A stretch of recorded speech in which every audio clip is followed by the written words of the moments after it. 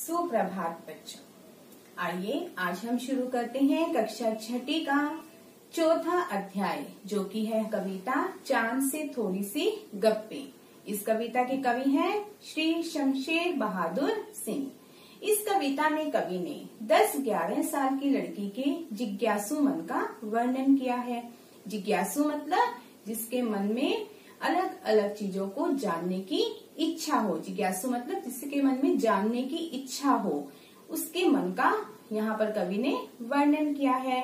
यहाँ पर 10-11 साल की लड़की चांद के प्रति अपनी कल्पनाओं का वर्णन करती है और क्या कहती है, वो क्या सोचती है कि जब पूर्णमासी आती है तो चांद पूरा गोल नजर आता है और अमावस्या आते आते चांद बिल्कुल ही गायब हो जाता है।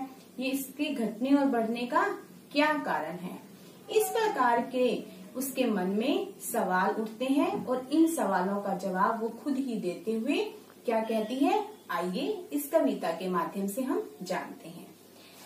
गोल है खूब मगर आप तिरछे नजर आते हैं जरा, आप पहने हुए हैं कुल आकाश तारों जड़ा, सिर्फ मुंह खोले हुए हैं अपना गोरा चिट्टा गोल मटोल। क्या कहते हैं लड़की, गोल है खूब मगर। गोल किसको कहा है यहाँ पर लड़की ने? चांद को। चांद को क्या कह रही है कि आप गोल हैं मगर आप तिरछे नजर आते हैं जरा। फिर भी आप तिरछे मतलब टेढ़े नजर आते हैं, जरा मतलब थोड़े से। आप गोल होने के बावजूद भी थोड़े से हमें कैसे नजर आते हो, तिरछे टेढ़े नजर आते हो। आप पहने हुए हैं कुल आकाश तारों जड़ा।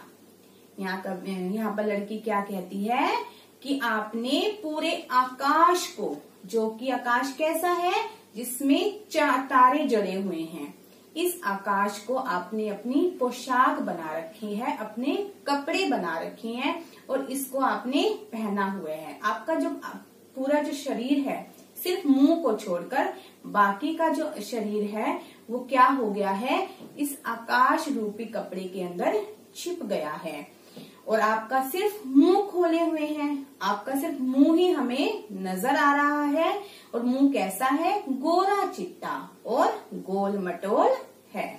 आगे देखिए, अपनी पोशाक को फैलाए हुए चारों सिमत मतलब दिशाएं, मतलब तुमने अपनी जो पोशाक पहनी हुई है, कैसी पोशाक? पोशाक मतलब जो कपड़े हैं तुम्हारे वो कैसे हैं, तारों से जड़े हुए आकाश, उस आकाश जिसमें तारे जड़े हुए हैं, ऐसी पोशाक को तुमने क्या किया हुआ है, चारों दिशाओं में फैलाया हुआ है।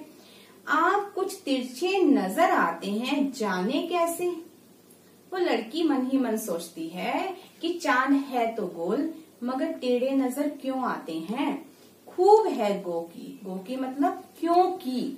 वाह जी वाह, अरे वाह कमाल की बात है। लड़की कहती है गोल होने के बावजूद भी आप हमें टेढ़े नजर आते हैं, तिरछे नजर आते हैं। हमको बुद्धू ही निरा समझा है। लड़की मन में क्या बातें कर रही है चांद के साथ कि चांद हमें ना बिल्कुल बुद्धू ही समझते हैं, हम समझते ही नहीं जैसे कि आपको बीमारी है। लड़की क्या कहती है कि हम जैसे कि आपको समझते नहीं, हमें मतलब सब समझ आ रहा है। लड़की कहती है कि आपको बीमारी है। किस बात की बीमारी है कि जब आप घटते हो तो घटते चले जाते हो और जब आप बढ़ते हो तो बढ़ते ही चले जाते हो। मतलब बिल्कुल गोल होने के बाद धीरे धीरे उसका आकार छोटा होता होता कम हो जाता है और कभी क्या होता है, छोटे से बढ़ता बढ़ता बिल्कुल ही गोल हो जाता है। दम नहीं लेते हैं जब तक बिल्कुल ही गोल न हो जाए।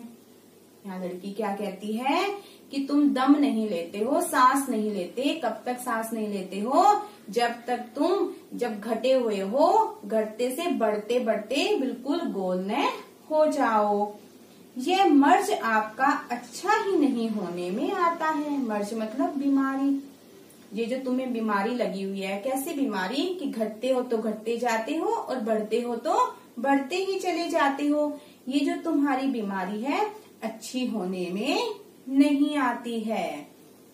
तो इस कविता में लड़की क्या कर रही है, चांद से गप्पे लड़ा रही है, बातें कर रही है, चांद को देख रही है और उसके आकार के विषय में अपने मन में कितनी सारी उसने बातें बनाई हैं और उन बातों के उनके सवालों के जवाब वो खुद ही दे रही है ना मजेदार कविता।